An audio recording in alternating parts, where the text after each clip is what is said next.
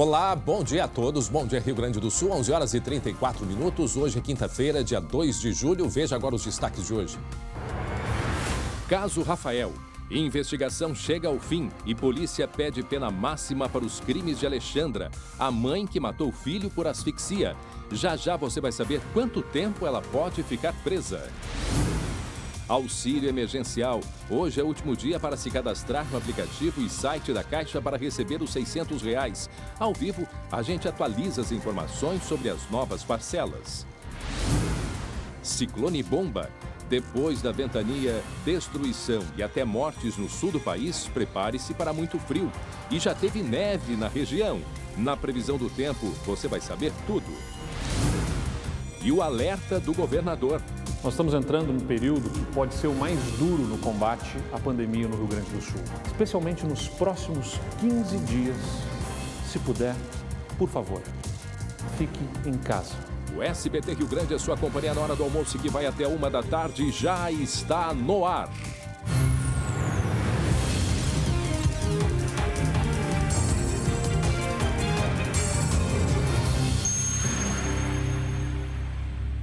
Atenção para essa imagem aí. Olhem só. O que os criminosos fizeram? Um flagrante de arrombamento. Criminosos quebraram o vidro de uma loja a pedradas. Depois eles saem carregados. Olhem na imagem. Saem correndo de dentro desta loja. Isto foi no litoral. Se aproveitaram, né, que estava se preparando o ciclone, já tinha um pouco de vento, já tinha barulho da chuva e é uma correria, deixam pelo caminho, né, objetos pelo caminho, saem de bicicleta. Tá aí a imagem. Eles dizem, se param em frente a essa loja e de repente a pedrada, invadem e fazem uma limpa. Daqui a pouco a gente traz os detalhes de onde aconteceu. Nós temos muitos assuntos. Tem um apelo do governador do estado, Eduardo Leite, das próximas 2 semanas que serão um período muito perigoso. A gente vai ter que ter muita atenção. Um pedido para o governador, quem puder, fique em casa. Por quê? Porque estamos chegando no momento máximo da pandemia aqui no Rio Grande do Sul. Portanto, a gente já pede e implora que todos tenham muito cuidado e muita atenção. Tem novidades no caso do menino Rafael. Em seguida, a gente vai trazer as informações a respeito disso, inclusive uma entrevista com a chefe de polícia, a delegada Nadine Anflor. Nós vamos falar sobre a previsão do tempo. Estael Cias já está aqui comigo. Como vai ficar os próximos dias? Muito frio. E na semana que vem a gente está atento também, não é, Estael Cias? Porque nós estamos num período de inverno e de formação de ciclones. Mas daqui a pouco a gente traz detalhes e informações. 11h37, um rápido intervalo, muito rápido. Eu vou ali e já volto. Já estamos de volta com o SBT Rio Grande, 11h41. Está na hora da gente falar com o Glauco sobre esporte.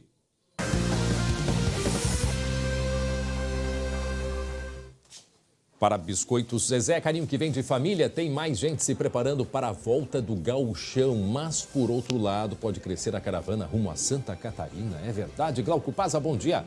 Bom dia, André. Bom dia a todos. Pois é, a 101 parece que vai ficar movimentada, viu? Mesmo fora de época de veraneio, tá? Com todas as restrições. E eu explico o seguinte, ó. O Inter está pensando em pegar a estrada e ir para Santa Catarina também. A exemplo do que deve acontecer com o Grêmio, já manifestou isso em nota oficial. Por quê?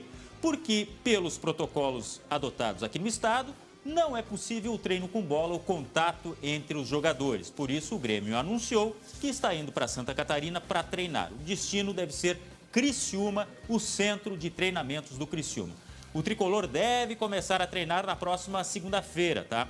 O que o Inter deve fazer? Ele vai esperar a manifestação do governo do estado em relação às bandeiras para ver se muda alguma coisa, mas não descarta a possibilidade de ir treinar e também mandar jogos em solo catarinense, pensando aí já no futuro campeonato brasileiro. Portanto, fica a expectativa aí da dupla Grenal, quem sabe em solo catarinense, André. Mas enquanto isso, vamos falar em gauchão, tem gente que só pensa em solo gaúcho, em campeonato gaúcho. O Esportivo, lembra que o Esportivo se representou lá atrás, antes de todo mundo, né? Mas teve que se desapresentar, digamos assim, né? Porque as autoridades não permitiram que o time treinasse por causa justamente dos protocolos, pois agora o Esportivo se reapresentou, aí fazendo tudo direitinho. os testes contra a Covid-19, tá? E se tudo der certo, os jogadores voltam a treinar. A dupla Brapel já encaminhou o pedido também, deve fazer testes da Covid na próxima semana e quem sabe aí teremos todos os times da primeira divisão do Campeonato Gaúcho já treinando, mas sem saber exatamente quando vai ter jogo.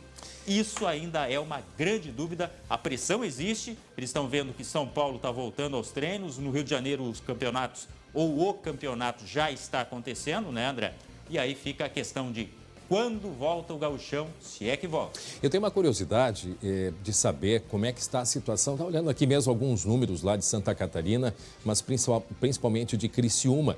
E Criciúma foi uma das regiões que mais se destacou no início com o número de casos. Inclusive lá são 12 óbitos na cidade de Criciúma. Claro que Santa Catarina é um estado menor, mas também é importante a gente olhar quais aspectos, né, quais protocolos que são utilizados lá em Criciúma especificamente. O que tu sentisse assim, Glauco, em termos da dupla Grenal? Eles vão, mas no fundo gostariam de ficar por aqui, eles ficaram um pouco incomodados com a posição da prefeitura e do governo, porque a gente está entrando agora, Glauco, e daqui a pouco nós vamos em seguida mostrar um depoimento, né, um pronunciamento do governador do estado, Eduardo Leite, sobre as próximas 2 semanas aqui no Rio Grande do Sul. Então, é um momento que a gente compreende todo o lado do futebol, agora a gente compreende todo o lado sanitário, que infelizmente é um período muito crítico agora. Do ponto de vista físico, Inter e Grêmio não tem mais o que fazer, essa é a verdade, André. Eles estão treinando fisicamente, só que já passou do momento do contato com a bola, isso é uma coisa. Tem o aspecto também econômico, que eles estão profundamente atingidos com essa questão econômica, como todo mundo, e tem o aspecto, logicamente, da pressão política, né? É um gesto assim, vocês não querem que a gente treine aqui, então nós vamos sair daqui do estado, vamos para Santa Catarina. Só que o governo já disse que não vai se deixar atingir por pressão. Então, é aquela briga, aquele duelo que a gente vai ver o que vai acontecer nos próximos dias, André. Pois é, essa é a nossa preocupação. Aliás, sobre isso, viu, Glauco? A gente vai dar uma olhadinha agora no quadro do coronavírus aqui no Rio Grande do Sul. Vamos atualizar os números. Vejam só o crescimento, o número, né? A atualização foi feita ontem, né, 10h30 da manhã. Nós ainda não temos a atualização de hoje. Então, os números, vejam só a preocupação, como subiu. Números confirmados, 28.171. Foram mais 1.249 casos. Número de óbitos, 636. Tivemos em 24 horas 22 óbitos. A taxa de ocupação de leitos, aí a gente chega a um nível de 71,4%. Sobre esse aumento aqui no número de confirmados, 1.249, e a gente, assim que tiver a atualização pela Secretaria de Saúde, a gente vai mostrar. Isso é que vem preocupando o governo do estado e o próprio prefeito de Porto Alegre. Ontem eles estiveram, inclusive, reunidos. E sobre isso, daqui a pouco a gente vai mostrar um pronunciamento do governador do estado. Vejam que a taxa de ocupação de leitos está bastante alta, 71,4%. Vamos descer um pouquinho aqui na tabela para a gente dar uma olhadinha. A gente vê praticamente muitas cidades, né? Quase todas as cidades do estado. Olha só, público feminino, volta ali um pouquinho. Ainda é o público com um índice maior, feminino 53%, masculino 47%. Tá? Isso por sexo, feminino 53% e 47% dos homens. Vamos dar uma olhadinha mais embaixo, onde a gente tem os sintomas. A gente tem o placar aqui, ó, os sintomas. Ó, febre, 37%, mais ou menos se mantém, né? A tosse ainda, a tosse seca, 43% dos sintomas apresentados por casos confirmados, dor de garganta 25%, dificuldade de respiração 18%, e vejam que o outros, né, inclui aí 76%. Vejam só que 76% das pessoas não sentem ou não sentem sintomas, ou os sintomas não têm nada a ver com gripe, né, com quadro gripal, ou tem manchas nas pernas, ou falta do olfato, não sente cheiro, não sente gosto. Vejam só que doença, né, que apresenta sintomas muito variados. E o governador do estado, Eduardo Leite, hoje de manhã divulgou um vídeo em que ele faz um alerta para os gaúchos, principalmente nos próximos 15 dias. Nós estamos entrando num período que pode ser o mais duro no combate à pandemia no Rio Grande do Sul, com a chegada do frio e da sobrecarga que ele provoca no nosso sistema de saúde. Os próximos 15 dias vão ser cruciais. Nós estamos com o sinal de alerta ligado pelo ritmo de ocupação das nossas UTIs. Confiamos nos efeitos de contenção do nosso modelo do distanciamento controlado. Sobretudo nas regiões de bandeira vermelha, chegou a hora de mais uma dose de esforço. É fundamental que nos próximos 15 dias nós retomemos os níveis de isolamento intenso que nós observamos lá no início de abril.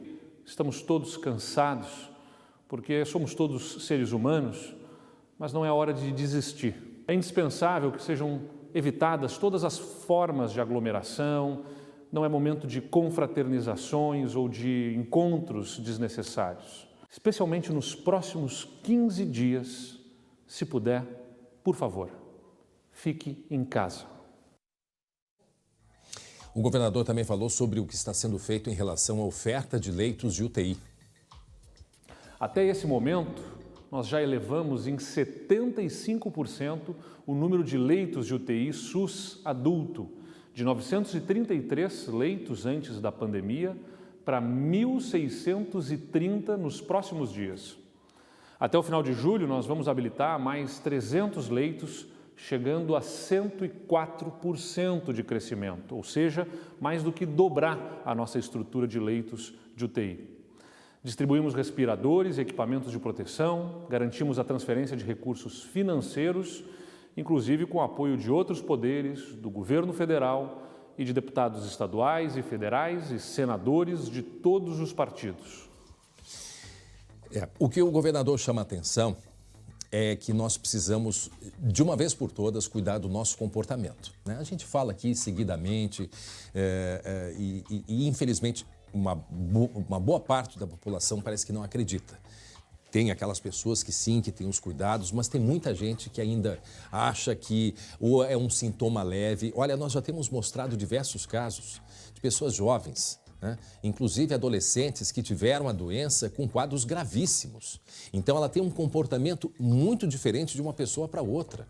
Então, é momento sim, como disse, né? Dentro do possível, ficar dentro de casa. Por quê? Dentro de casa, a gente não circula o vírus. O vírus não tem asa, ele não tem perna e ele circula porque a gente o carrega. Então, esse é o pedido do governador, que, logicamente, reforça o pedido que a gente vem fazendo desde o início da pandemia, aqueles cuidados básicos que todos nós precisamos ter de higiene das mãos, de distanciamento das pessoas, de uso de máscaras, né? São cuidados simples, mas extremamente necessários, principalmente a partir de agora. E agora a gente vai ter um período de frio daqui para frente, aliás, de muito frio. Daqui a pouco a Estael Cias vai falar sobre a queda da temperatura nos próximos dias. Já tivemos neve hoje na região sul aqui do estado. Temos aí uma previsão para a semana que vem de um tempo severo, de um tempo que podemos ter mais chuva, inclusive. Vem mais frio, então é o momento de todos nós termos um cuidado redobrado. Estamos chegando assim no ápice, naquele período mais delicado e por isso é importante a atenção e o cuidado de todos. E atenção, a gente vai mostrar daqui a pouco uma proprietária de uma joalheria morreu agora de manhã durante um assalto. Já já a gente traz os detalhes. Repito, agora há pouquinho, uma mulher, a proprietária de uma loja, de uma joalheria, ela morreu vítima de um assalto. Repito, é no norte do estado. Em seguida a gente traz todos os detalhes e a atualização deste crime que aconteceu, portanto, agora de manhã, lá no norte do estado. Em seguida, a gente traz os detalhes, inclusive criminosos, pelo visto, aí colocaram fogo no carro. Bom, vamos falar sobre o caso Rafael. A investigação da polícia chegou ao fim agora de manhã. Os delegados pedem pena máxima para os crimes de Alexandra. A mãe matou o filho por asfixia e pode pegar até 38 anos de prisão.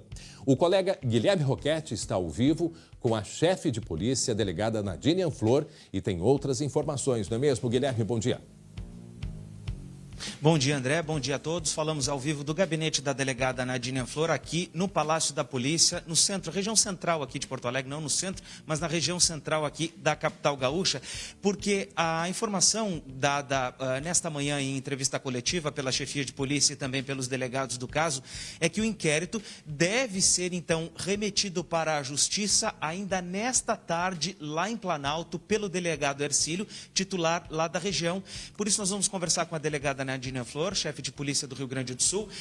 Delegada, foram vários, então, indícios e, começando por esse aspecto, vários também tipos de perícias realizados pelo IGP, e inclusive da própria reprodução simulada. Ela ainda não está concluída, mas para vocês ela também não foi essencial, né, nessa conclusão desse inquérito, delegada. Bem, boa tarde, Guilherme. Boa tarde, André, todos os telespectadores. A Polícia Civil hoje encerra, então, este inquérito policial. O inquérito que teve a integração do Instituto Geral de Perícias com a Polícia Civil, uma integração interna da própria instituição, participação de uma força-tarefa de vários delegados de polícia, tanto do Departamento de Homicídios como do Departamento do Interior. Nós concluímos pelo indiciamento da Alexandra, pelo triplo homicídio triplamente qualificado, um crime hediondo, qualificado por ser mais grave, justamente por existir, ao longo da investigação, provas eficazes que fazem com que a gente indicie no dia de hoje pelo homicídio triplamente qualificado, pelo motivo fútil, pela asfixia, que foi a forma com que o menino Rafael realmente foi morto, e também pela impossibilidade de recurso de defesa da vítima. Ainda outros 2 crimes, o crime de falsidade ideológica e de ocultação de cadáver. Delegada, a senhora esteve lá em Planalto, esteve na casa dela, e o indiciamento, né, uma motivação desse crime é justamente pela personalidade metódica que ela tinha, e ao menino não obedecer, ela então teve esta reação, né? O que a senhora viu na casa? Como é que estava a geladeira e como é que estava o armário com os sapatos da Alexandra? A senhora pode nos dar esses detalhes? Ao longo das investigações, os próprios policiais, agentes e delegados que atuaram no caso, identificaram esse perfil metódico da Alexandra, o perfil que leva hoje a apontar esse motivo fútil, que era justamente o descumprimento de regras do menino. A mãe pedia que ele desligasse o celular, que ele saísse da internet, que ele fosse dormir, e por esse descumprimento teria acabado cometendo, então, o homicídio. O que nós observamos, e isso é a prática policial que também faz com que a gente tenha esse olhar, eu estive realmente na casa da Alexandra antes da reprodução simulada dos fatos e podemos, juntamente com os delegados de lá, observar essa rigidez e esse comportamento metódico também da Alexandra com as suas próprias coisas. Tanto que é um detalhe que não revelamos, e revelamos hoje, então, ao entregar este inquérito policial, no dia da reprodução dos fatos, a Alexandra teve um acesso de choro ao entrar na casa. E chamou muita atenção de todos os policiais e os peritos que lá estavam, que aquele choro inicial foi justamente pela desorganização que se encontrava o local. E nós esperávamos, então, uma reação da Alexandra, uma reação de retornar ao local em que o filho foi morto, uma outra reação. E a reação dela foi justamente no sentido de que a casa não estava como ela havia deixado. André, e é interessante a gente destacar que os policiais que estiveram na casa perceberam a forma metódica da Alexandra, porque a geladeira estava perfeitamente arrumada e também os sapatos dela dentro do armário estavam alinhados aos pares. E isso chamou muito a atenção da polícia, justamente porque se pode, então, ter um indício desse comportamento. Só que não para por aí, André, porque ela ainda, antes do crime, ela ainda acessou conteúdos pornográficos e que envolviam agressões, estupros, inclusive com pessoas sendo amarradas e asfixiadas. É isso, delegada? Dentro dos autos existe, então, toda essa comprovação. Nós tivemos uma perícia, fizemos uma perícia justamente no celular da Alexandra, conseguimos observar, os delegados observaram que ela não só acessou sites pornográficos, como ela também acessou como usar o Boa Noite Cinderela, então, que realmente faz com que a gente tenha um pouco a ideia do que ela estava passando na noite dos fatos. E há um interregno de prazo, que justamente se identifica que possivelmente tenha acontecido o crime nesse interregno do uso do celular, e logo após, inclusive, ela faz compras na internet de produtos de limpeza, de beleza, desculpa. Então, se traça também, com tudo isso, um perfil da nossa presa, um perfil hoje da nossa indiciada. E é importante que se diga, a Polícia Civil hoje encerra esse inquérito com muitas páginas policiais, são 4 laudos, são 4 volumes e mais 5 anexos. Então, realmente um trabalho de fôlego, mas não se encerra hoje. Nós continuamos à disposição tanto do Judiciário como do Ministério Público para novas diligências, se for o caso. É interessante a gente destacar que entregue, então, o inquérito hoje, André, no Poder Judiciário lá de Planalto. O que se segue? O Ministério Público, então, vai fazer a sua apreciação, ela tem a prisão, então, preventiva decretada a partir de hoje, e depois o júri popular, se assim for definido que ela deve ser, então, encaminhada, é que vai definir se houve ou não a premeditação do crime. Porque, por um determinado aspecto, se pode imaginar, de acordo com o que a delegada Nadine nos falava aqui, que poderia haver uma premeditação a partir do momento em que ela fez essa pesquisa e também pelo momento em que ela utilizou a corda. Mas isso os senhores não incluíram e isso deve ser um ponto para o júri, então, decidir, delegada. Na verdade, tem vários elementos, né? Nós concluímos a primeira fase, que é a fase da investigação. No final deste nosso relatório, nós estamos representando pela prisão preventiva da Alexandra, que temos quase certeza que será decretada pelo Poder Judiciário, pelos elementos de prova que ali se encontram. O Ministério Público terá, então, 5 dias para fazer a denúncia e aí sim, somente com o processo judicial é que vai haver a decisão, se haverá o júri ou não. O júri depende muito do entendimento do Ministério Público, do Poder Judiciário, de justamente se houve a intenção de matar ou não da Alexandra, não somente pelo fato da premeditação, mas sim o dolo de matar. Se há dolo, ela vai ser julgada, então, por um tribunal do júri que é composto pela própria sociedade. André, a delegada Nadine está te ouvindo? Sim, pode sim, fazer sim. a pergunta. Tá certo. Agora, 11h59, nós estamos conversando com a delegada Nadine Flor, a chefe de polícia aqui do Rio Grande do Sul, sobre o caso do menino Rafael, em que nós acompanhamos aí. Delegada, boa tarde, obrigado por mais uma vez conversar com a gente desse caso aí que mobilizou tanto a sociedade, né, e principalmente a polícia. Agora, delegada, a pergunta que eu faço é, nós tivemos já 3 versões da Alexandra, né? A primeira versão na confissão, depois na simulação dos fatos e depois no sábado a terceira versão. A pergunta que eu faço, será que é a terceira versão definitiva dela a essas alturas? Porque ela se apresentava e se apresenta como uma pessoa muito conturbada. Tanto é que a gente falava dos detalhes aí da casa dela, a senhora comentava isso, ela colocava proteções nas paredes para não enxergar os defeitos da parede, do alinhamento dos tijolos. Mas, logicamente, que uma coisa é uma pessoa ter um transtorno, outra é ter uma mente como aparenta que ela tenha. Então, assim, a grande dúvida é essa. Será que é a terceira versão definitiva? A polícia já tem elementos para isso, doutora? André, nós temos elementos e por isso concluímos o inquérito para apontar justamente a autoria, né, os indícios de autoria e a prova da materialidade. É isso que o inquérito policial busca. E nós temos elementos fartos desse indício de autoria e provas também fartas da própria materialidade. Agora, obviamente, que o que exatamente aconteceu naquela noite? Ela traz 3 versões, né, 3 depoimentos, nenhum contraditório. Nós não podemos dizer contraditório, porque em todos os momentos ela diz que ela participou de uma forma ou de outra. Ela relata eventuais relatos dela no sentido de, primeiramente, a tendência de um homicídio culposo. No final do interrogatório de sábado, ela diz, não, matei, realmente acabei asfixiando o filho. Então, são todos os elementos que robustecem esta versão. Nós temos a convicção de que há a prova da materialidade e o indício forte, provas, inclusive não somente indícios, da autoria que levam a Alexandra sozinha, nesse momento a ser indiciada. Sozinha. Nós temos elementos em que somente ela participou. Não queremos agora também descartar qualquer outra participação. É evidente que havia uma segunda pessoa dentro de casa, que é justamente o filho dela, mas que tudo nos leva a crer, e o final do relatório é justamente nesse sentido, de que ele não teve participação. Inclusive, no dia da reprodução simulada dos fatos, a Alexandra teve um espaço de tempo para conversar tanto com o namorado como com o filho.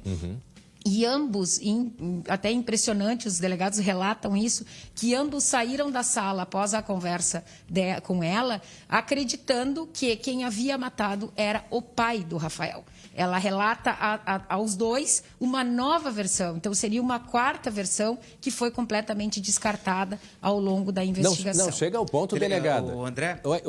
O Glauco tem uma pergunta, mas não chega ao ponto dela ter uma mente tão conturbada, quer dizer, ela não pode ser beneficiada por ser considerada um problema grave mental, delegada? Nós não vamos adiantar isso nesse momento. Nós não temos elementos para pedir, nesse momento, um incidente de insanidade mental dela, porque ela compreende os fatos, ela verbaliza, ela pode não saber exatamente relatar o que efetivamente aconteceu naquela noite. Né? Mas que os fatos aconteceram, a confusão ainda existe. Agora ela tem uma nova defesa, que é a Defensoria Pública, que vai ter acesso então a todos os autos, já teve acesso a parte dos autos e continua agora na defesa da Alexandra, e no decorrer então deste processo agora, que vai virar depois dessa denúncia um processo judicial, ela vai poder esclarecer melhor. Glauco Pazza. Delegada, boa tarde. A respeito da reconstrução simulada, eu queria só tirar uma dúvida, até pelo estado de choque que se apresentava a Alexandra. Ela pouco agregou ou apenas confirmou aquelas ideias que vocês tinham a respeito do que aconteceu naquela noite?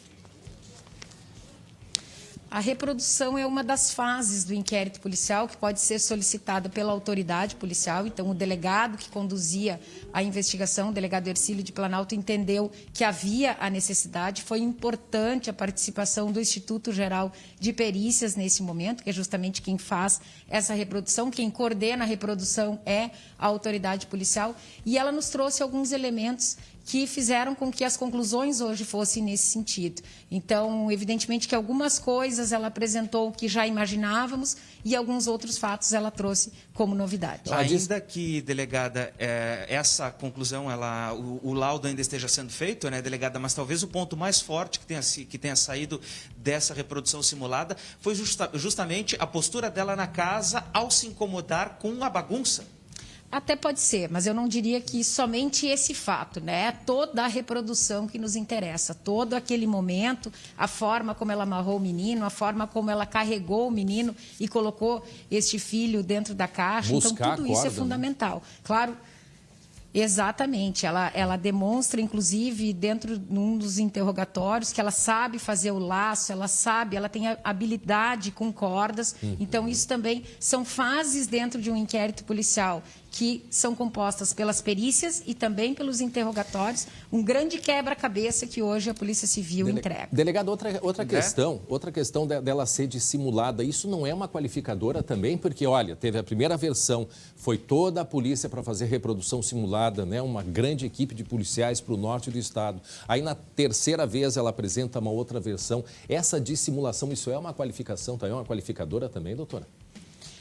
Nesse momento, nós entendemos que havia o crime de falsidade ideológica. Ela está sendo já indiciada pela falsidade ideológica justamente por ter inserido em documento público, que é a ocorrência policial, dados que não são verdadeiros, porque ela fez um registro no primeiro momento dizendo do desaparecimento do filho e ficamos por 10 dias investigando e procurando o menino vivo, né? Esse era o nosso foco. Nós estávamos investigando um desaparecimento. Nós queríamos encontrar esse menino vivo. Então, entendemos que o crime é justamente de falsidade ideológica por fazer inserir em documento público algo que não é verdadeiro. Após o julgamento, delegado, essa falsidade ideológica, então, ela pode gerar uma prisão para ela, ou um aumento no tempo de prisão para ela de 5 anos, além daqueles 30, se for a pena máxima? Exatamente. São 5 anos pela falsidade, se eu não me engano, 3 anos pela ocultação de cadáver também, e, claro, daí todas as penas do homicídio qualificado. Muito bem. E, delegada, em que momento,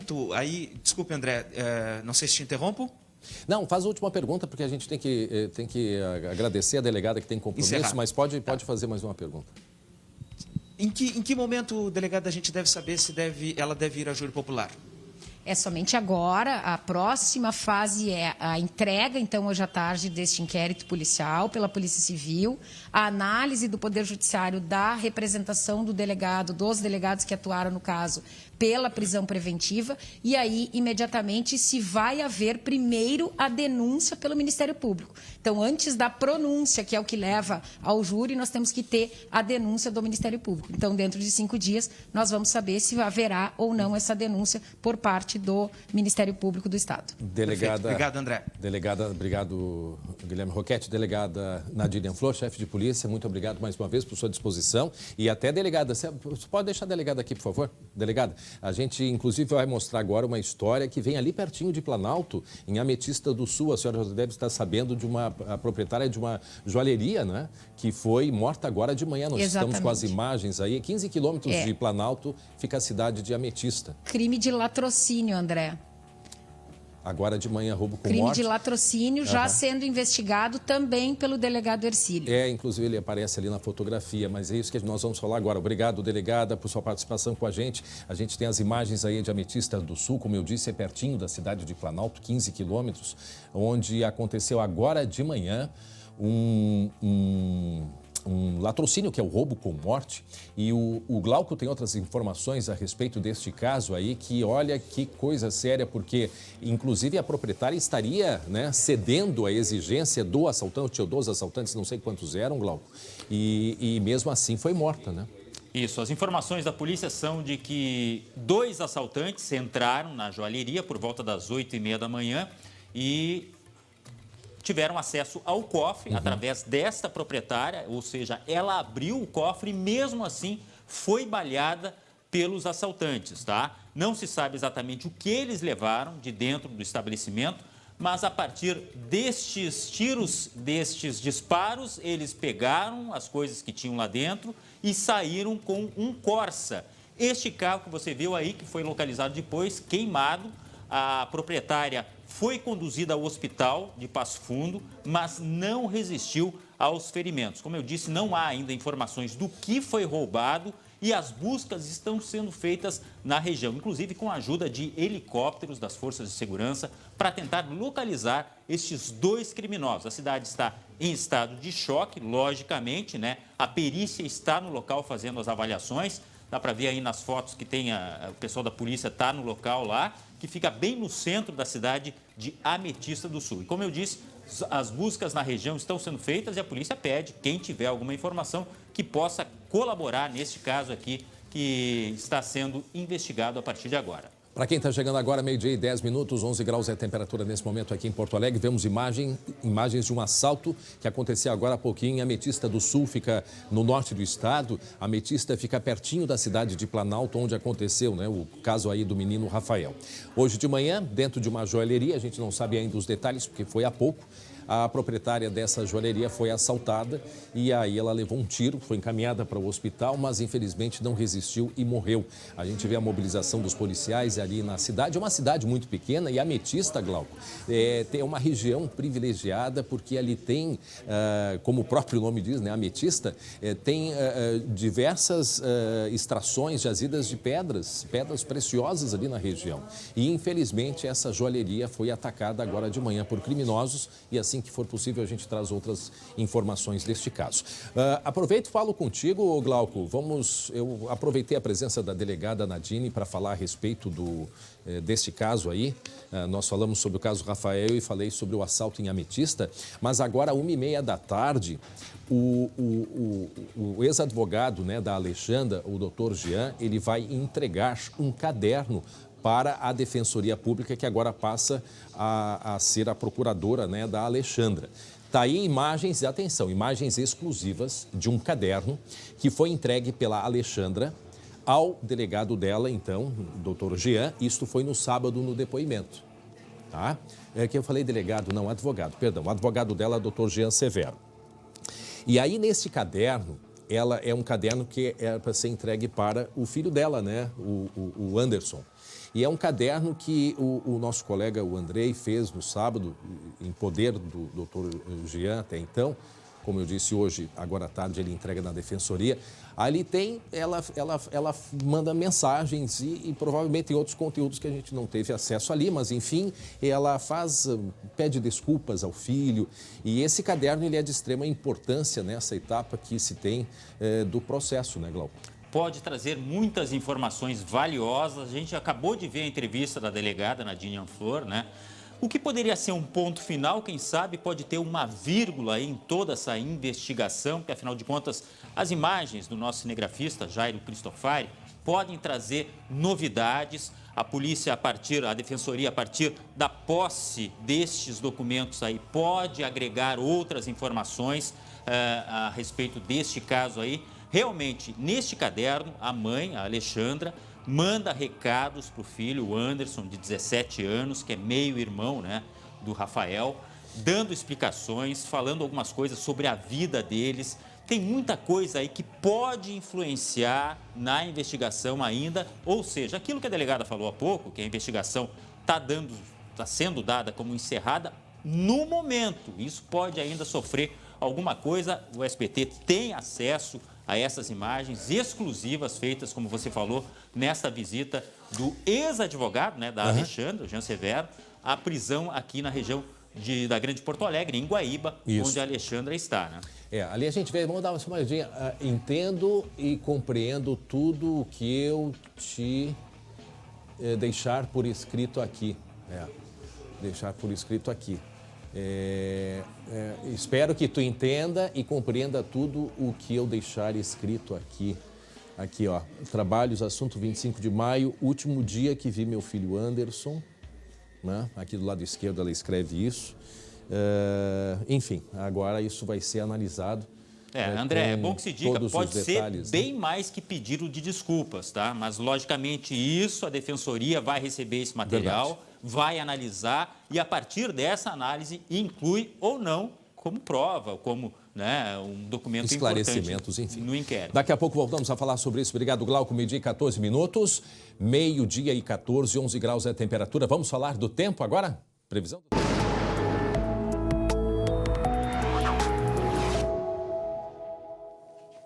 Quando a gente chama a previsão do tempo, vem a Estael Cias com o telefone dela, olhando números e dados. O que tem de novidade pra gente, Estael? Boa tarde. Boa tarde. Eu posso dizer que não chega a ser uma novidade, né? É o frio que está forte. Eu vim com o celular na mão para poder olhar a temperatura, que hoje foi negativa lá em Santana do Livramento e agora subiu bastante a temperatura. Saiu de menos 1/10 para 8 graus e 7 décimos. Como não tem novidade? Neve aqui na região sul do estado, né, Estael? Na região sul do Brasil, nós tivemos... Do Brasil, perdão. Isso, nós tivemos Santa aí pequenos flocos, né? Aquilo que a gente já vinha falando, a gente não tinha uma expectativa de neve, de acumular, aquele fenômeno que a gente gosta de ver, mas pequenos flocos a gente conseguiu observar lá na região de São Joaquim, no distrito de Cruzeiro. A gente consegue observar isso no gorro, no chapéu e também na mochila, um contraste, esses pequenos flocos. Nessa área exatamente, a gente vê que parece um granizo miúdo, que é aquilo que a gente chama de neve granular. É um tipo de neve, mas o que acontece é que quando o floco de neve sai lá de dentro da nuvem, ele até chegar à superfície, ele entra numa área mais quente, derrete, depois pega frio de novo, congela, e aí tem esse aspecto um pouco diferente do que se nós tivéssemos o floco de neve saindo inteirinho, sem passar por nenhuma área mais quente, direto da nuvem. Fica uma gotinha congelada assim, digamos, uma bolinha congelada quando ela derrete e congela de novo. E acaba tendo esse aspecto, parece um granizo miúdo. A diferença é que o granizo ele é mais transparente e quando a gente fala em neve granular, ela é mais opaca. Então, na observação, com a experiência, a gente consegue diferenciar de um granizo comum, por exemplo. Isso foi agora de manhã? Agora pela manhã, por volta das 8 horas da manhã, 7, 8 horas da manhã. Tinha muito frio por lá, temperatura em torno de 1 grau positivo. Depois foi baixando para 0 ali naquela região. Na região do ladinho, ali em Bom Jardim da Serra, temperatura negativa, inclusive. Então, é frio intenso, é chuva e é uma situação clássica de atuação de ciclones extratropicais. Para a gente ter neve no sul do Brasil, geralmente tem essa condição porque o ciclone, além de trazer chuva, além de trazer vendaval, além de trazer a condição de vento, ressaca, ele é um sugador de ar gelado. Ele suga o ar polar lá do polo direto e invade aí todo o sul do Brasil. Tem tudo isso. Interessante isso, Estael, porque a gente, na formação do ciclone, como tu disseste, né, como um ventilador, né? Exatamente. Ele vai aspirando ciclone. tudo que encontra. E lá no final da história, depois de todo o vento, ele ainda varre o vento frio, todo o ar gelado lá do Polo Sul, Antártida, e traz aqui pra gente. Antes da gente continuar falando, vamos até Caxias do Sul. Já congelou meu amigo Guilherme Padanelli. Hoje ele tá mais coradinho. Hoje tu estás melhor, porque ontem eu achei que tu tava já meio roxo, né? Ontem, olha, tem que dizer para vocês que tava difícil aí. Ontem tinha vento. Percebeu. Tava frio, chovia, então juntou tudo numa cidade só. Agora, hoje aqui em Caxias, a gente tem muito frio, obviamente, né? A temperatura agora é de 6 graus. Eu tô aqui numa região um pouquinho mais alta da cidade, então tem um ventinho, aquela sensação mais baixa, né? A mão já tá quase congelando, mas a gente tá aqui para trazer informação boa para todo mundo, porque a gente tem imagens muito bonitas feitas hoje pela manhã do amanhecer aqui em Caxias do Sul, no nosso interior, na linha 40. Por lá, aquela imagem, né, André, daquela fumacinha saindo da chaminé, o pessoal fazendo café, gente saindo para trabalhar cedo na colônia, ou seja, a vida aqui tem que seguir mesmo com o frio, né? Teve geada, agora, né? Exatamente. Geada não teve. A gente teve uma umidade ali. A Estael é melhor do que eu para explicar, né, Estael? Sim. Uma condição de nuvens geralmente não dá geada, mas pode ter o congelamento do orvalho justamente porque estava muito frio. O que eu estou observando aqui na imagem, Fadanelli, é essas nuvens, né? Tem bastante nuvens aí atrás de ti em Caxias do Sul, se o pessoal puder voltar a imagem do nosso colega. Essas nuvens são interessantes porque a gente tem frio, nuvem pode trazer chuva, dentro de um cenário de temperatura baixa e já nevou lá em São Joaquim. Então é interessante, se essas nuvens permanecerem por aí, fica Agora, observando pra gente. Todo mundo quer saber, vai nevar em Caxias, Estael? Daqui a pouco eu falo. Vamos trazer daqui a pouco essa informação. Vou verificar a temperatura, todas as condições e a gente atualiza isso daqui a pouco. Mas num ambiente assim de frio, como nós tivemos, tivemos chuva e a gente enxerga essas nuvens escuras, o recado que elas mandam pra gente é que ainda tem possibilidade de chuva. E sim, a aparência dessas nuvens realmente são nuvens de frio. Muitas vezes as pessoas se assustam e pensam, vai vir mais temporal, e não é isso. É que o ar gelado nas nuvens dá esse aspecto mais escuro e realmente traz até mais essa sensação de frio. Agora, Estael, a gente precisa falar do ciclone, porque assim, ele mexeu muito, né, com todos nós, os irmãos catarinenses, aí chegando já a 10, 11 mortos e ainda 2 desaparecidos, um morto no Rio Grande do Sul. A gente consegue observar nesta imagem aqui. Ele continua ali. Mostra pra gente, essa imagem é de hoje. Olha de hoje. A atividade continua e ele mandando frio para nós, porque passa lá pela... A imagem de agora, aqui vocês estão acompanhando na tela do SBT, olha toda essa viagem que faz o vento ainda influenciado pelo ciclone. A posição centro do ciclone está bem mais ao sul hoje, mas toda essa viagem aqui, exatamente fazendo isso, transportando esse ar gelado polar em direção, forma um corredor de ar gelado, vejam só, jogando todo esse ar frio em direção ao Uruguai, Argentina, Rio Grande do Sul e Santa Catarina também. Estael, para quem está chegando agora, 12h e 22 minutos, nós estamos com uma imagem de agora há pouquinho, né, Estael? A imagem de agora. Agora imagem ao vivo. Em tempo real. Gente, imagem em tempo real do satélite. Mostra pra gente onde está o Rio Grande do Sul, Estael. Rio Grande do Sul, Porto Alegre, estamos aqui. E o ciclone posicionado ao sul do continente. Ele já percorreu qual o sentido, o ciclone, desde que ele se formou? Começou no nordeste da Argentina, avançou todo o norte do estado. Ontem ele estava posicionado aqui muito próximo à costa, por isso tivemos tanto vento, chuva volumosa no Rio Grande do Sul, e ele foi se afastando e agora está bem mais ao sul do continente. Qual é a diferença de ciclone e furacão, Estael? Porque ontem mesmo eu fui falar o olho do furacão, não, o olho do ciclone. É o mesmo movimento, só muda a força de um para o outro? O ciclone ele se forma no oceano, associado a águas mais quentes, se forma no mar e avança em direção ao continente. Nós comparamos até, em termos de estragos e de influência e de impacto, a atuação deste ciclone bomba ao Catarina em 2004. E o Catarina, em 2004, teve características tropicais. Se formou no oceano e avançou para o continente. E o interessante, foi mais forte, o vento passou de 200 km por hora, mas quando a gente tem uma situação de vento mais forte e pressão mais baixa, a área de abrangência é menor. Então, a área de abrangência do Catarina em 2004, apesar de ter provocado exatamente o mesmo número de mortes, 11 mortos também foi no episódio do Catarina em 2004, a área de abrangência foi menor. Então, os impactos deste ciclone acabou sendo maior, principalmente avaliando, por exemplo, as residências afetadas por queda de luz. Foi muito maior o impacto nesse evento do que em 2004. Mas justamente porque a área de abrangência, a área de vento forte causada por este ciclone extratropical e não furacão, foi muito maior do que em 2004. Então foi o evento, em termos de ciclone, o mais importante desde 2004, desde o Catarina. Então, Catarina foi um ciclone. Foi um ciclone tropical. Foi um furacão. mas esse foi um ciclone bomba, sua rápida formação, um ciclone extratropical, mas foi o evento mais importante desde o Catarina. O Catarina foi um furacão, então, né? Sim, foi classificado. A gente só não tem mais eventos com mais severidade aqui, está aí por causa da Cordilheira dos Andes, é verdade isso? Muito mais relacionado também à Cordilheira dos Andes, a vento em altitude, mas a temperatura da água do mar também não contribui. Nós temos águas muito frias aqui. Naquele evento de 2004, nós tivemos uma seca antes de acontecer, então teve muitos dias de calor e o mar acabou aquecendo um pouco mais e favoreceu. Foi em março, né? Agora esse ciclone extratropical foi no inverno. Então aqui o mais comum para nós é o ciclone, o furacão já é um pouco mais... Uma situação rara. E aí o ciclone pode provocar o tornado? O ciclone pode deflagrar a ocorrência de tornados, porque a gente tem toda essa rotação na atmosfera do vento e isso pode gerar eventos bem isolados, porque o tornado é um evento bem isolado sobre o continente. Daqui a pouco explica pra gente por que Santa Catarina tem sido aí nos últimos anos um corredor para esse tipo de fenômeno. E antes da gente ir lá para Caxias para conversar mais uma vez com o Guilherme Fadanelli, eu quero dizer que daqui a pouco nós vamos ter uma entrevista sobre o auxílio emergencial, gente. Continua com a gente, o auxílio emergencial. Hoje é o último dia para quem não solicitou fazer aquela solicitação. Hoje, 2 de julho, é o último dia, portanto, e daqui a pouco nós vamos esclarecer, né? Tem muitas dúvidas a respeito do pagamento do auxílio emergencial. E vamos falar também sobre um caderno que vai ser entregue hoje, à 1h30 da tarde, pelo ex-advogado da Alexandra, mãe do menino Rafael, Dr. Jean Severo, vai entregar este caderno que você vê com imagens exclusivas aqui do SBT. Essas imagens foram feitas no sábado. Antes do depoimento, a Alexandra entregou para o Dr. Jean um caderno com vários escritos ao filho Anderson.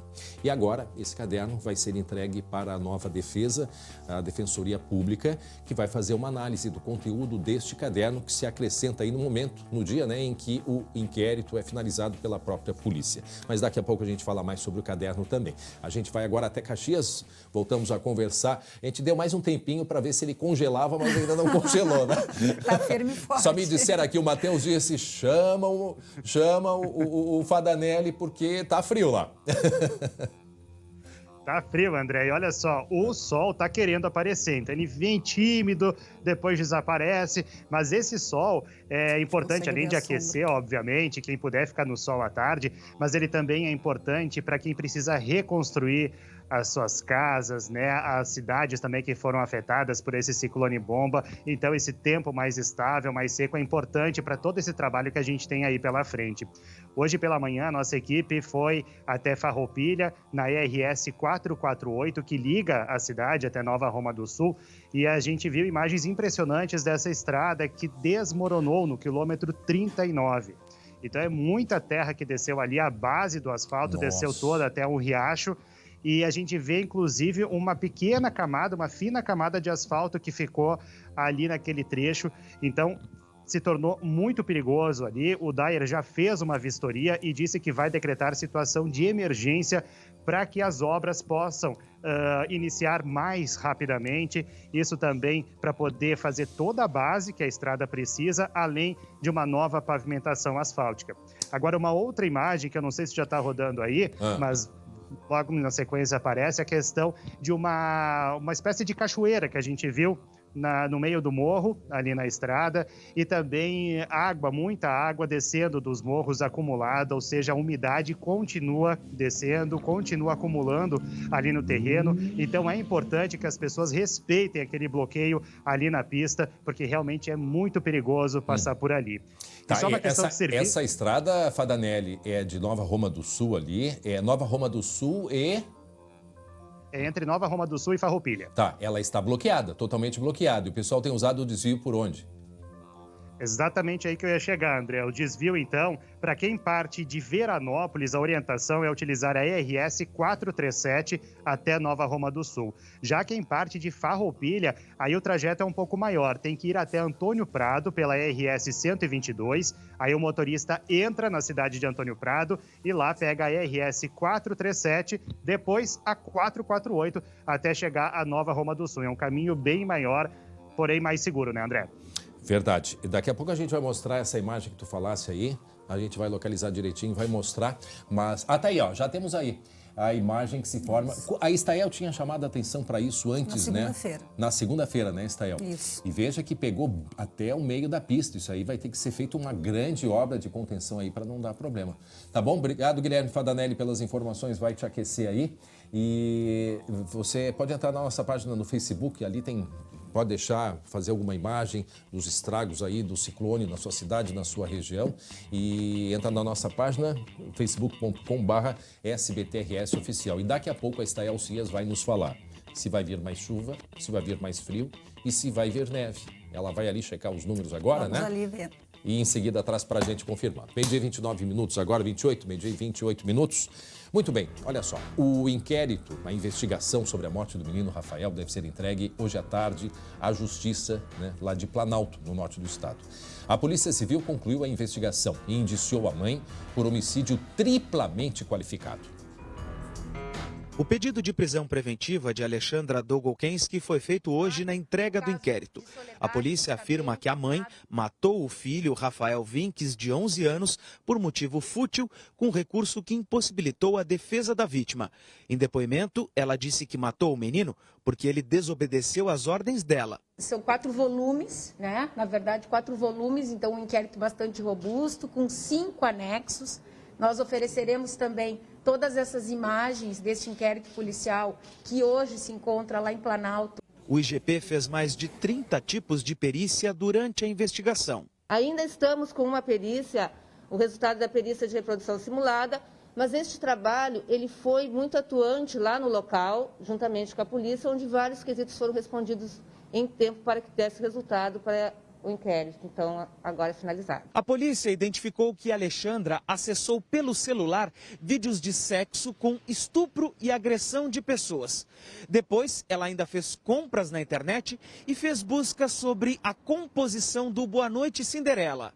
Nós temos uma mãe que, naquela madrugada, consulta na internet a composição do medicamento Boa Noite Cinderela. Essa mesma pessoa, naquele mesmo interregno de tempo, assiste vídeos com violência sexual, principalmente usando esganadura e o que nos chama atenção, cordas para tanto. A investigação começou no dia 15 de maio com a notícia do desaparecimento de Rafael. 10 dias depois, novos elementos apontaram que o menino estava morto e que a mãe seria a responsável. A reprodução da noite em que Alexandra matou o filho comprovou que ela tinha condições de carregar o menino e que ele estava morto. E também reforçou um elemento fundamental para a conclusão do caso, a personalidade metódica da mãe. Quando ela notou que a casa estava fora da ordem que ela havia deixado, ela entrou numa crise de nervoso. Chorou bastante. E isso nos chamou bastante atenção, porque esperávamos que ela tivesse essa crise pelo fato de estar retornando à casa em que ocorreu, em tese, a morte acidental do filho dela.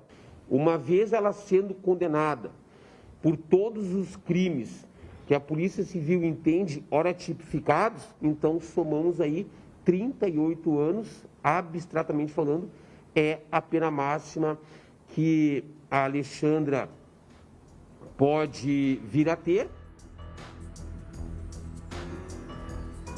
Muito bem, atenção, porque agora eu quero conversar com o Guilherme Roquette.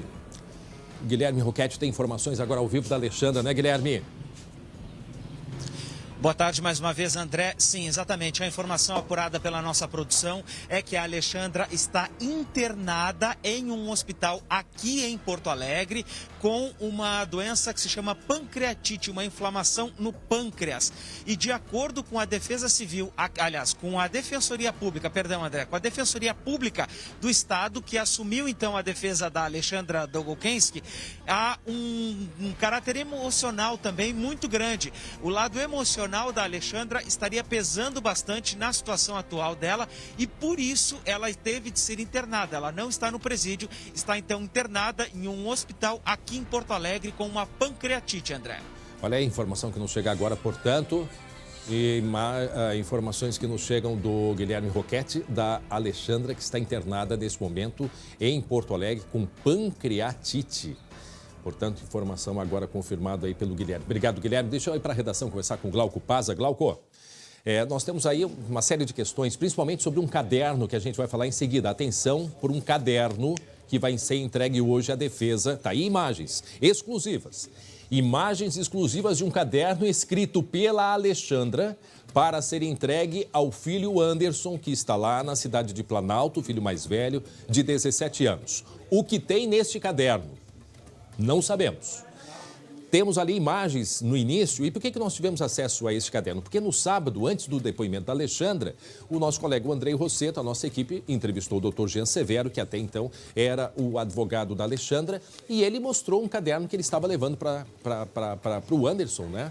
Porque ali, nessas páginas iniciais, faz alguns relatos sobre a convivência, o pedido de desculpas, mas é um caderno que há muitas informações, nós não sabemos o quê. Portanto, este caderno, né, Glauco, vai ser entregue agora às 1h30 da tarde pelo doutor Jean Severo para a defesa da Alexandra.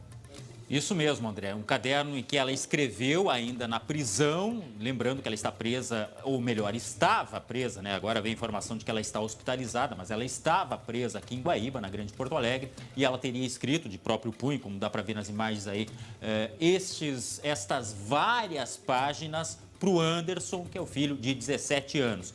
Algumas coisas que a gente teve acesso, como você falou ali, André, pedidos de desculpas, várias declarações de amor, e todo mundo diz que ela era realmente amorosa com os filhos, o que vem mais ainda a chocar nesse caso da morte do menino Rafael. Isso vai ser entregue às 1h30 da tarde, e a partir daí, dessas informações, muda-se ou não o rumo da investigação? E aí fica o ponto de interrogação. No inquérito, não há nenhuma menção a esse caderno, né? É importante a gente deixar isso claro. Não. E também não estamos aqui querendo dizer que tem alguma coisa. Não tem. É apenas fato. Ali tem alguns escritos, né? Vamos ver, para aí uma imagem, vamos tentar ler o que tem nesse caderno. Pelo menos ali na página inicial, Matheus. Lá, ó, carta para o Anderson, filho, sei que por um erro meu... Aqui, que mais? Tem alguns trechos, ó. Me perdoe, meu filho, eu sei que tenho muito a te explicar. Meu desejo agora é ser digna do teu perdão. Não me abandona, filho, por favor. Tu sabes que agora só tinha o tio. Eu te amo. Vamos ver outro trecho, daqui a pouco tem um outro trecho mais claro. Vamos ver aí, ó. Ô, meu filho, não me abandona, me ajuda, por favor. Preciso muito de ti, do meu lado. Mesmo que eu não mereça, minha vida está acabada. Nada mais me resta a fazer. Eu só tenho que morrer, mas preciso te pedir perdão. Me perdoa, eu te amo. Né? Esse, portanto, para quem está chegando agora, algumas frases da Alexandra que escreveu numa mensagem num caderno para o filho Anderson. Caderno este, vamos ver aí, ó, para aí nessa imagem, um pouquinho antes para facilitar a nossa leitura aqui. Tem imagens de um olho chorando aqui, né?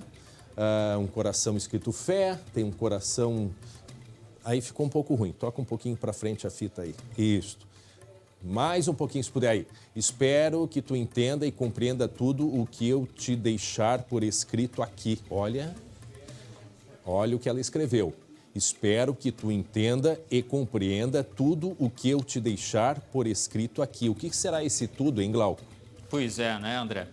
Realmente tem várias interrogações que a gente fica se questionando aqui se ela realmente teria colocado tudo no papel, né? Ou seriam mais realmente pedidos de desculpa, enfim, mas há a informação de que pode ter muita coisa importante que sirva de pista. O que a gente consegue observar, e diga-se de passagem aqui, o excelente trabalho de investigação da polícia, mas ela apresentou 3 versões, Alexandra, tá? Foram 3 versões. A versão quando se entregou à polícia, depois na reprodução simulada e agora no sábado, quando foi ouvida depois da reprodução simulada. Então é o que eu perguntei, né, para a doutora Nadine. Doutora Nadine, ela deu 3 versões, será que não pode ter a 4ª, 5ª ou a 6ª? Quer dizer, de um modo geral, está muito claro para a polícia. Ela estava na cena do crime. André, e outra coisa que chama atenção, né? O defensor ou o ex-defensor chegou a aventar a possibilidade de usar o detector de mentiras. Nem chegou a ser utilizado, né? E tem algumas situações do detector de mentiras que também tem que ser considerado, Glauco, uma pessoa com um perfil como ela, é uma pessoa que extremamente fria como ela é, isso ela demonstrou. Pode criar uma tese tão e verdadeira. acreditar e o detector de mentira dizer que ela está falando a verdade. Agora, o que me parece que está cada vez mais claro há coisas que a gente não tem como detalhar. Né? A polícia não tem como pegar os detalhes, não tinha uma câmera ali. Agora, uma coisa que está muito clara para a polícia, ela estava na cena do crime. Em que situação, em que circunstância, bom, aí não sabemos. Mas isso para a polícia já está muito clara, muito clara. Então, portanto, 1h30 da tarde vai ser entregue este caderno para a defesa agora, a Defensoria Pública, que vai defender. A Alexandra, repetindo, atenção, a Alexandra está internada em Porto Alegre com pancreatite, internada num hospital aqui na capital. Diga. Só a respeito ainda desse caderno, a Defensoria disse que vai receber documentos, não citou explicitamente o caderno, mas a gente sabe, tem informação de que este caderno vai ser entregue à Defensoria. Muito bem, agora a partir do 1h30 da tarde, entregue pelo Dr. Jean Severo. E atenção, flagrante em Capão da Canoa. Mostra pra gente, Glauco. Pois é, né? Olha, bandido à prova de chuva. Isso aí não é novidade, né, André? Se aproveita até, inclusive, né? Não tem problema se está chovendo, se não está chovendo. Isso aconteceu numa loja que fica num shopping em Capão da Canoa. Dá para ver que não tem movimento algum, também pudera nessa época do ano e também na pandemia, né? Aconteceu por volta das 3 horas da madrugada do dia 30, este assalto aí. Você vê, os criminosos atiraram pedras na vitrine, quebraram essa vitrine, entraram na loja, roubaram várias peças de roupa. São tantas que tem até dificuldade, os criminosos, para sair com essa roupa toda, viu? Teve gente que deixou pelo caminho ali. Teve um que pegou a bicicleta, ou seja, saiu motorizado, entre aspas, tá? E a polícia não tem informação ainda de quem são estes autores deste assalto aí. Chinelo à prova d'água, tá bom? Agora eu vou te dizer uma coisa. Dia 30 foi, Stael Cias me ajuda, foi terça-feira, o ciclone estava já chegando. Sim. Na praia já tinha vento, Stael? Já tinha vento na praia. Talvez nesse ponto aí a gente não consiga observar muito. Mas o que eles fizeram, Glauco? O seguinte, vão aproveitar que está chovendo, o pessoal está em casa porque está chegando aí um ciclone e vão fazer um roubinho aí, um roubinho amigo. E aí foi o que eles fizeram. Se organizar, o que me choca também é o seguinte, eu vou roubar roupa para vender para... Quem é que está comprando essa roupa aí? É para todo mundo usar? Seria isso? Não, e o cara vai de bicicleta, hein? Vai roubar de bicicleta. É verdade. Tanto é que deixa a roupa ali pelo caminho, né? Não, e outra, os lojistas que estão sofrendo pouco nessa época também, né? Meu Deus do céu. Não, e assim, eles quebrando esse vidro, eu acredito que já tinha barulho do vento, algum outro vidro estourando, porque naquele momento já estava um vento mais forte. A gente não tem informação, a gente não tem informação se disparou algum alarme, tá? Isso não tem informação Pelo realmente. visto, sim, porque eles saíram correndo. Mas eles saíram rápido, é isso que eu ia dizer. E deixaram ali pela rua uma peça de roupa cair, um braço cheio e a bicicleta. O cara anda bem de bicicleta, né? Porque consegue em chuva sair em fuga, sair correndo e com o braço cheio de roupa. Agora sim, eu fico vendo isso. O que passa na cabeça de uma pessoa? Me explica, Glauco. Talvez tu não vai conseguir me explicar também. O que passa na cabeça de uma pessoa chegar na frente de uma loja, um desrespeito total. Tu te dá o trabalho de pegar uma pedra, estragar uma loja, entrar, roubar, sair correndo. Eu te respondo, consegue André. Dormir, Tchê? Eu te Me respondo. explica uma coisa dessa. Em parte, pelo menos. Sensação de impunidade. Tá? Total, absurdo. É isso aí. Gente, vamos mudar de assunto, vamos falar do auxílio emergencial, porque atenção, né? O tempo passou muito rápido, já estamos aí no último dia, né, para a inscrição do auxílio emergencial. O colega Guilherme Roquette está na frente da Agência Central da Caixa Econômica Federal e parece que a movimentação está grande por aí, não é mesmo, Guilherme? Exatamente, André. A movimentação está grande, a gente percebe aqui, e o Ernesto vai nos mostrar uma fila de cerca de, até agora há pouco era um pouquinho mais, mas acho que tem 25 a 30 pessoas agora aqui na fila, mas nenhuma dessas pessoas que está aqui na fila é para solicitar o auxílio emergencial. Algumas pessoas estão porque tiveram algum problema com o cartão da Caixa, outros porque estão com problema no aplicativo, o aplicativo não está pagando contas, mas nenhuma delas está aqui para solicitar o auxílio. O fato é que essa solicitação, André, ela precisa ser feita pela internet, pelo site da Caixa. Até agora, cerca de 124 milhões de pessoas já fizeram a solicitação em todo o país. E essa solicitação, vale lembrar, que termina às 23h59 de hoje, ou seja, 11 11 horas e 59 minutos da noite de hoje e deve ser feita, então, apenas pela internet. Tá. E aí vai para análise. E é claro, né, que quem está solicitando recém agora o auxílio emergencial, ele não perde as parcelas anteriores. Ele tem, se tiver aprovado o auxílio, claro, né? Ele tem garantido o pagamento das parcelas atrasadas. Então, não vamos deixar para a última hora, que nem imposto de renda, né? Aos 49 do segundo tempo, o pessoal vai lá fazer o imposto de renda, não é mesmo, Glauco? É coisa de brasileiro? Eu não sei se é só de brasileiro, viu? Eu também tenho isso, não posso falar mal, tá, André? Ah, é? Eu tenho esse negócio aí também. Mas a questão é o seguinte, ó, muita gente reclamando da dificuldade também no próprio aplicativo, pois tá? E vale aquela recomendação, se não deu, desinstale, reinstale o aplicativo ou atualize, no caso de você já ter o aplicativo no celular ali, que você já vinha usando, né? Porque esse aplicativo ele sofre atualizações constantes e algumas vezes dá erro quando a pessoa tenta acessar. Tudo pela internet, tá? E agora ficamos pela definição também de como vão ser as próximas parcelas. Por quê? Porque o governo também estendeu. E aí, o que falou o Guilherme agora, quem se candidatar hoje, que é o último prazo, vai perder? Não, não perde. Ele só vai demorar um pouco mais para ser analisado, né? Mas tem direito às parcelas anteriores. Agora, tem que ter um cuidado, porque no último dia, provavelmente, muitas pessoas devem, não sei, não faço ideia disso, a gente não sabe como que vai ser o comportamento de quem ainda não solicitou, apesar que eu imagino que quem precisava já deve ter solicitado. Mas convém não esperar por muito tempo, justamente por causa da dificuldade. Estamos com problemas nas linhas aí, nas conexões de linhas de comunicação por causa do ciclone, então é um ingrediente a mais na dificuldade de acesso. Então, quem tem, né, quem vai acessar, que faça com antecipação. Infelizmente, André, deixa eu te interromper, já peço desculpas, infelizmente tem muita gente que foi demitida um período recente aí, tá? Ou que terminou, por exemplo, de receber o auxílio, o desemprego, né? Então, esses aí, por exemplo, podem buscar agora. E antes, de repente, não podiam buscar porque ainda estavam recebendo seguro-desemprego. Não estou entendendo. É verdade. Eu vou pedir, Glauco, repete, essa informação é bem importante.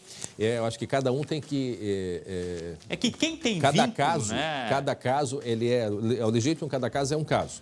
Teve gente que lá no início não tinha direito, mas agora passa a ter. Claro, pessoas que tinham algum tipo de vínculo empregatício ou estavam ainda recebendo o seguro-desemprego, pela legislação, pela norma desse programa, não tem direito. Só a partir do momento que não estiver recebendo nenhum outro programa do governo federal. Então, por exemplo, terminou o vínculo, se a pessoa já está desvinculada da empresa e já terminou de receber o seguro-desemprego, pode se candidatar. E tem muita gente, infelizmente, por quê? Porque temos 12 milhões de desempregados e muita gente foi demitida durante a pandemia, né, André? Então, essas pessoas podem buscar e... Outra coisa, tá? Se você está em análise e muita gente reclama ainda, não tem muito o que fazer. Tem que esperar a análise e o cruzamento de dados feito pela Dataprev. Se você se candidatar até hoje e tiver o pedido negado, pode recorrer depois, tá? Não é que vá perder também totalmente, esteja fora do programa. E pode recorrer, inclusive... na Defensoria da República, né? Da União. Da União. Sim. Federal. O Guilherme me escuta, Guilherme? Sim, escuta, André. Está na Praça da Alfândega, o Guilherme, né? Aí bem no centro de Porto Alegre. Essa fila aí, só para a gente reforçar, são pessoas que estão com dúvidas a respeito do auxílio emergencial, porque o ideal é não ir para a fila, gente. O ideal, nesse momento, é o pessoal evitar ao máximo circular, né, Guilherme? Pois é, André, mas não é a maioria das pessoas que estão aqui, não é exatamente para o auxílio emergencial. Tá. O Ernesto vai nos mostrar essa fila. Quem está aqui está justamente buscando outros serviços da Caixa. São pessoas que tiveram problema com o seu cartão, são pessoas que estão tendo problemas com a sua conta, com outros serviços que a Caixa oferece e que estão realmente aproveitando para essa solicitação. Não é o auxílio emergencial o principal problema. A única pessoa que nós encontramos aqui que estava com problema relacionado ao auxílio emergencial foi um senhor que está tentando fazer um pagamento de uma conta que vence hoje com o aplicativo da Caixa e ele não está conseguindo. Esse sim foi a única pessoa que nós encontramos, ele já entrou para ser atendido, era a única pessoa que estava buscando o atendimento referente ao auxílio. Mas vocês estavam conversando aí, Glauco e André, sobre a questão, né, de quem deixa tudo para a última hora. Eu acho que eu tenho uma teoria, né? Quando é para a gente ganhar dinheiro, a gente corre atrás em seguida, né? Que é o caso caso do auxílio emergencial. Agora, quando é para pagar o imposto de renda, a gente deixa para o final, deixa sempre para a última hora. É que talvez muita gente, como o Glauco falou, e isso foi bem importante, tem pessoas que lá no início elas não estavam habilitadas para receber esse auxílio. E agora, por uma série de circunstâncias, ou porque deixou de receber um outro benefício, ou porque passou algum prazo em que estava prestando algum serviço, enfim, tem uma série aí de possibilidades, mas são pessoas que podem ainda recorrer. E olha, e é o último dia, porque a partir de amanhã o aplicativo ele vai continuar existindo, mas sem esta função, né, do pedido. De solicitação do pedido. Vai fornecer todas as informações para quem quiser. Desculpa, Guilherme. E um recado que eu recebo aqui, ó, tem muito pilantra na área. Cuidado, hein? Gente mandando mensagem de celular, tá? Procure somente os canais oficiais da Caixa. Lembre-se que o número 111 é o número que você pode tirar dúvidas, inclusive, sobre o auxílio emergencial pelo canal oficial da Caixa ou, se não, pelo site e pelo aplicativo Caixa Tem, né, Guilherme? E uma outra informação que eu colhi aqui na fila, André e Glauco, era de uma moça que veio buscar informações sobre um problema que ela está tendo com o benefício do governo federal, mas não é os R$600. É aquele outro benefício do complemento salarial que o governo está dando para os trabalhadores que tiveram jornada reduzida, para os trabalhadores que estão tendo algum tipo de negociação com as empresas, né, em que há um pagamento, né, o complemento pelo governo dos salários. Era esse benefício que ela veio buscar informação aqui na Caixa que ela não estava conseguindo acessar. Mas, realmente, a maioria aqui dessas pessoas que estão na fila não é com problemas em relação ao auxílio emergencial, até porque a gente já sabe, né, a maior parte das questões, elas precisam ser resolvidas pela internet, tanto pelo site quanto pelo aplicativo. Eu estava pensando, Guilherme, tira o teu óculos que está todo embaçado aí. O Glauco... tá todo embaçado. Ô, Glauco, eu acho que é importante, Glauco, alguma coisa me disse aqui, eu tive um pressentimento que a gente tem que ficar atento hoje. Porque se o governo vai prorrogar esse prazo do auxílio emergencial, pode ser que esta solicitação também seja prorrogada. Não tinha me dado conta disso. Olha, o governo afirma que não, tá, André? Afirma que a solicitação hoje termina o prazo. E sobre estender já a confirmação de 2 meses, julho e agosto, apenas aquela questão ali formal, que vai ser colocada no papel e divulgado oficialmente, de 4 parcelas, que devem ser de R$600 por mês. Olha a neve. Ou seja, R$600. Neve? Como assim? Não, pode terminar. Eu só dei uma manchete aqui, ó a neve. Opa! Termina então. Então, dado o último recado, que o governo diz que termina hoje. O seguinte, ó, seriam R$600, tanto no mês de julho quanto no mês de agosto. Agora, calendário, tudo isso, o governo ainda vai divulgar. Fiquei curioso com a neve agora. Tá bom, obrigado, Glauco e Guilherme Roquete aí, que eu aprendi para limpar. Tu pega o teu óculos, Guilherme, pega sabão líquido e passa o sabão assim com a mão mesmo na lente e depois passa um paninho, diz que ele não fica embaçado. Eu fiz, deu certo, é uma boa dica. André, eu já tentei de todas as maneiras, já fiz essa, mas ele continua embaçando igual. É que realmente está muito frio aqui no centro. Está cerca de 9, 10 graus aqui, é por isso mesmo. Então tá legal. Bom, vamos saber sobre neve? Agora a previsão do tempo.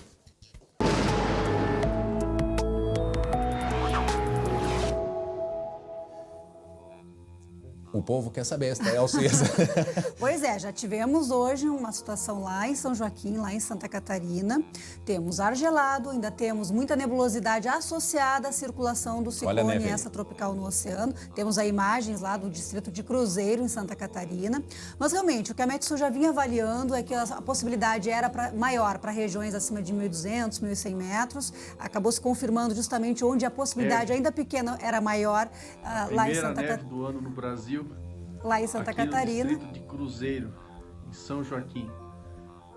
E aqui no Rio Grande do Sul, que a gente observa que já tem aberturas de sol, fica essa nebulosidade, não vai e volta, a possibilidade existe, mas muito pequena e nessas regiões de maior altitude. Na medida em que o tempo vai abrindo, porque a neve ela é uma precipitação, precisa de nebulosidade, na medida em que as nuvens vão se afastando, a possibilidade vai embora. E aí um outro fenômeno de inverno com o frio, a geada, é que passa aí a ser um risco, uma possibilidade nesses próximos dias. Mas, Estel, a gente vai ter um período agora de bastante frio, né? É importante a gente frisar isso. tem risco de neve, de geada para os próximos dias?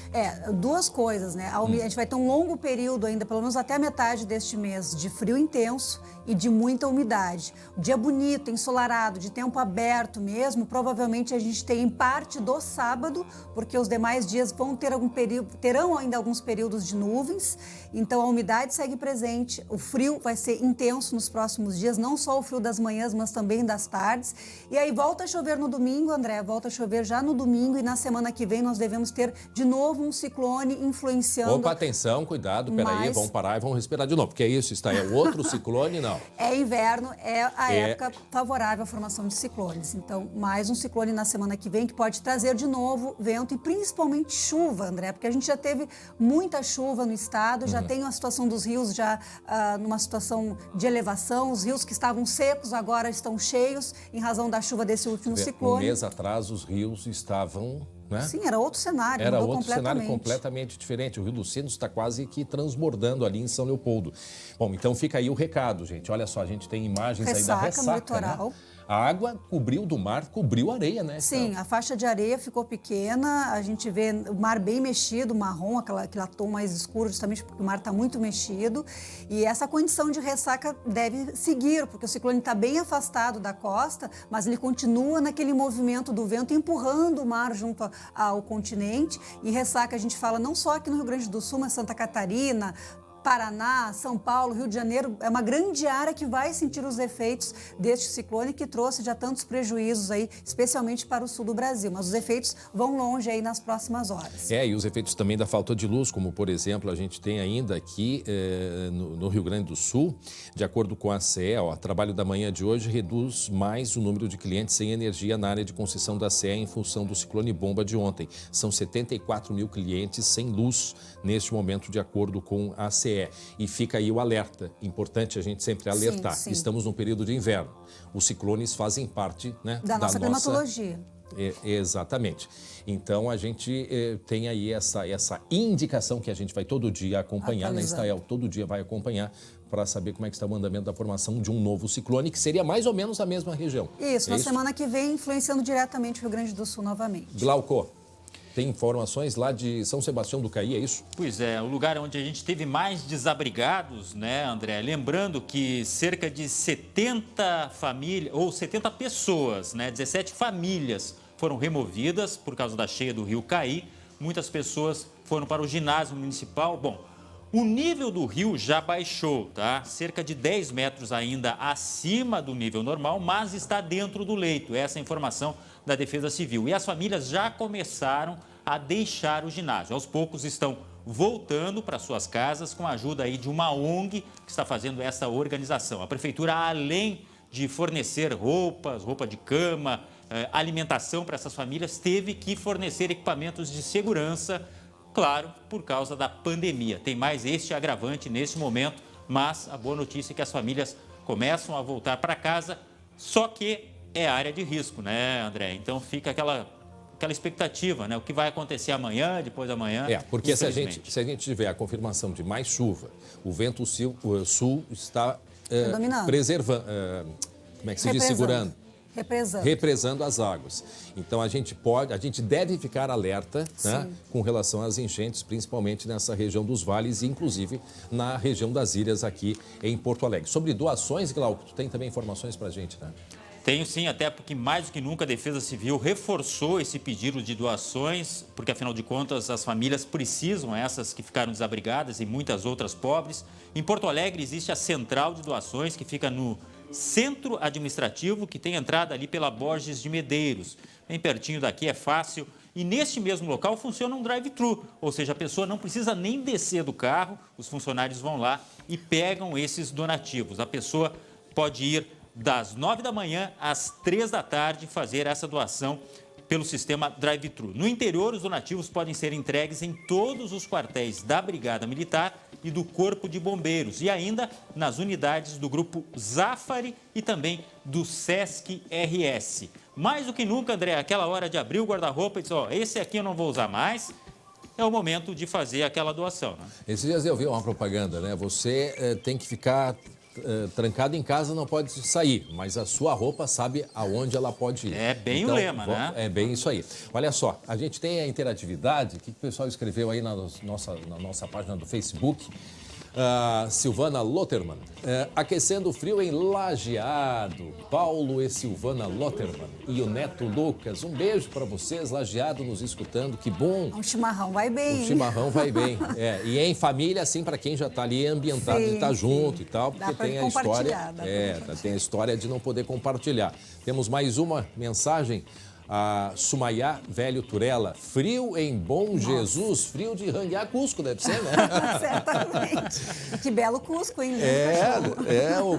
O Cusquinho tava ali. E no relógio, o detalhe é o relógio, 6 graus ali. 6 graus, estava quente até. 6 graus, e o Cusco congelado. Isso lá em Bom Jesus. Querida Bom Jesus, eu gosto muito daquela região. Sou fã daquela região. Não vai ter gafanhoto aí nunca, viu, André? Não, isso é verdade. Que depender do inverno. E olha, o quero ali, é isso? É ser corajoso. É um quero. E aí a gente tem umas imagens de hoje de manhã, que bonitas imagens. Da onde? Lá da Serra, né? Tem mais uma mensagem, vamos ver aí. Iago Bruck, aqui em Sapucaia está bastante frio. Um abraço e ótimo programa a todos. Obrigado, Iago. Que bom, sempre nos acompanhando, Iago Bruck, através das redes sociais.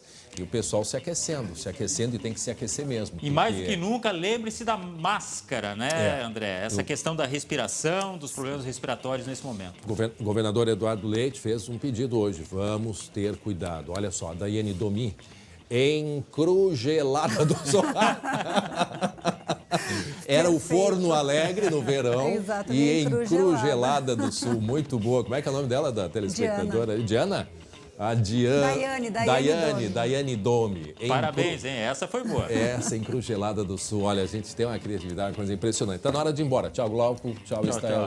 Tem um minuto ainda. A gente pode falar mais um pouquinho. Estael, último recado. Frio, muito frio nos próximos dias. Faça a sua doação aí no recadinho que o Glauco deu pra gente. E se preparem, porque tem umidade, vai voltar a chover forte e pode ter vento na semana que vem. Mantenha também, dentro de toda essa circunstância aí, o distanciamento controlado. Entramos em 2 semanas muito severas, né? O próprio governador Eduardo Leite chamando a atenção que a rede hospitalar está bastante, chegando ao limite da capacidade. Então é um pedido que a gente faz. A higienização das mãos, o distanciamento. Dentro do possível, fique em casa sim, não se aglomere. Eu estou falando isso há 4 meses e vou continuar falando porque eu quero a sua saúde. Eu quero o bem-estar de todos. Obrigado pela audiência, pela companhia. Obrigado, Estael. Obrigado, Glauco. E a gente volta amanhã. Lembrando que às 19h20, a segunda edição com a Luciane Coman. Tchau, tchau.